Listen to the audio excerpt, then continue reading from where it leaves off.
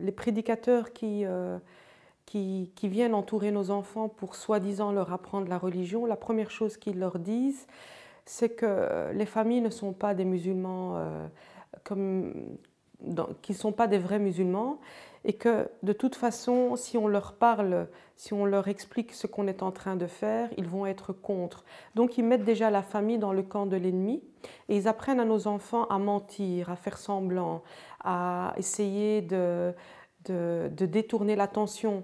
Donc à partir de ce moment-là, nos enfants deviennent acteurs de deux vies parallèles. Il y a celles qu'ils doivent faire à la maison et celles qu'ils font à l'extérieur avec leurs nouveaux amis qui leur apprennent la religion. Donc les prédicateurs extrémistes, généralement, ils ont 2 profils Facebook généralement, ou 3.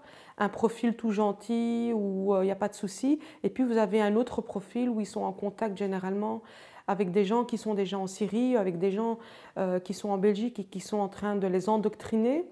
Et puis généralement ces enfants-là, à partir de ce moment-là, ils deviennent de plus en plus gentils aussi avec les parents.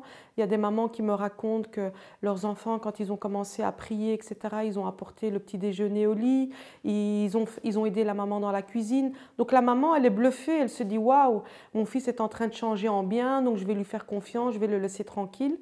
Et après 3 mois, 4 mois, quand ils se rendent compte que l'enfant est parti en Syrie ou en Irak, ils se disent « Eh bien voilà, ça c'était une manière de détourner notre attention, une manière de nous arnaquer, une manière de nous bluffer pour qu'on n'attire pas notre regard sur ce qu'ils étaient en train d'apprendre ou de faire en dehors de la maison. » Et ça, c'est très dangereux. C'est pour ça qu'il faut absolument garder le contact coûte que coûte avec l'enfant.